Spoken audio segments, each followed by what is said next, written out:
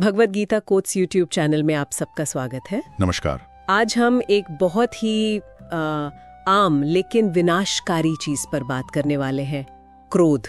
हाँ, गुस्सा। और हम देखेंगे कि भगवद गीता और एक आज की कहानी हमें इसके बारे में क्या सिखाती हैं। हमारे पास स्रोत है गीता का एक श्लोक और एक कहानी। श्लोक है अध्याय 2 श्लोक 63। क्रोधात् भवति सम्मोहा, सम्मोहात् स्मृति विभ्रमा, स्मृति भ्रंशात् बुद्धिनाशो, बुद्धिनाशात् प्रणश्यति। काफी गहरा श्लोक है ये। हाँ, सुनने में भारी लगता है। इसका मतलब क्या है, थोड़ा आसान शब्दों में समझाएंगे? बिल्कुल।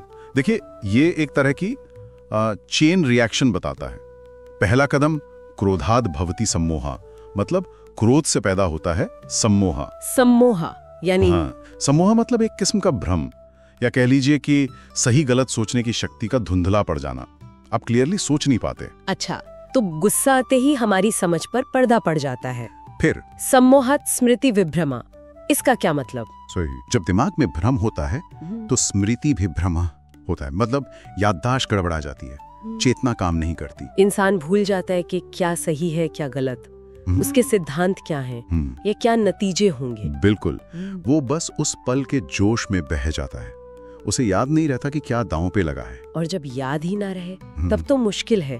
आगे है स्मृति भ्रंशात् बुद्धिनाशो। हाँ, जब चेतना ही ठीक नहीं तो बुद्धिनाशो होता है, यानी विवेक, तर्क करने की शक्ति, फैसले लेने की क्षमता वो खत्म हो जाती है। लॉजिकल थिंकिंग बंद।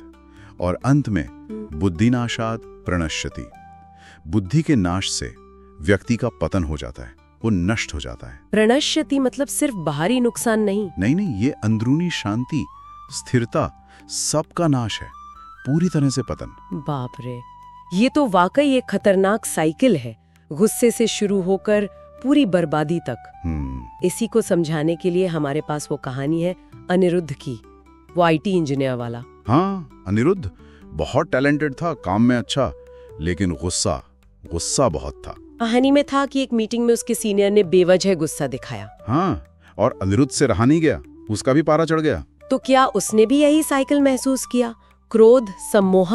लगता तो यही है। गुस्सा आया, क्रोध, तो उसे लगा कि अभी जवाब देना ही सही है। ये हुआ सम्मोह, भ्रम। हाँ, इस भ्रम में वो अपना करियर, अपनी मेहनत, नौकरी छोड़ने के नतीजे सब भूल गया, यानी स्मृति विभ्रम, याददाश्त चली गई उस वक्त। बिल्कुल। और फिर तर्क बुद्धि तो काम कर ही नहीं रहा था, तो बुद्धिनाशो, और झोंक में आकर नौकरी छोड़ दी। ये प्रणश्यति की तरफ पहला कदम था। ओह, बाद में उसे बहुत पछतावा हुआ। सोर्स में लिखा था उसे लगा एक पल के गुस्से ने सालों की मेहनत खत्म कर दी। अक्सर ऐसा ही होता है, गुस्सा उतरने पर ही अकल आती है। तभी उसके दोस्त ने उसे यही श्लोक सुनाया, 2.63 वाला। हाँ, और ये उसके लिए एक तरह का वेकअप कॉल था। उसे समझ आया कि उसके साथ हुआ क्या था। फिर उसने खुद पे काम करना शुरू किया, ध्यान, संयम, गीता पढ़ना। बिल्कुल, ये सब। और ये चीजें मदद करती हैं।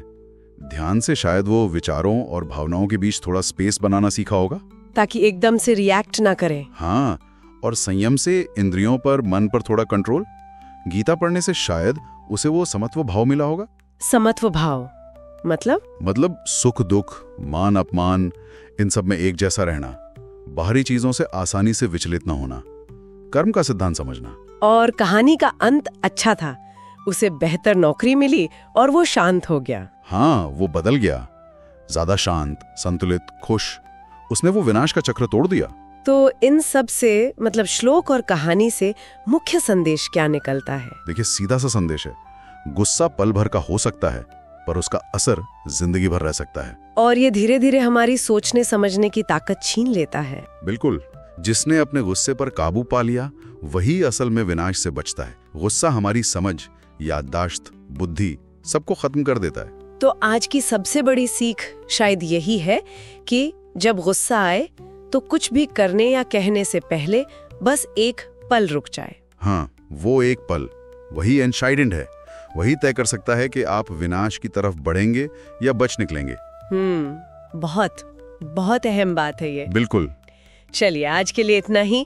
उम्मीद है ये चर्चा हमारे सुनने वालों के लिए उपयोगी रही होगी। हाँ, उम्मीद तो यही है। और अगर आपको ये जानकारी सच में महत्वपूर्ण लगी तो प्लीज इस वीडियो को लाइक करें। हाँ, और चैनल को सब्सक्राइब करना ना भूलें। अपने विचार, अपनी प्रतिक्रिया कमेंट्स में जरूर बताएं। और इसे उन लोगों के साथ शेयर करें जिन्हें आपको लगता है इसकी जरूरत हो सकती है। बिल्कुल, ज्ञान बांटने से बढ़ता है। और जाते जाते एक सवाल सबके लिए छोड़ जाते हैं, क्या हर तरह का गुस्सा बुरा ही होता है, या कभी-कभी अन्याय के खिलाफ गुस्सा जरूरी भी हो सकता है? सोचिएगा इस पर। अच्छा सवाल है। अगली बार मिलते हैं। नमस्कार।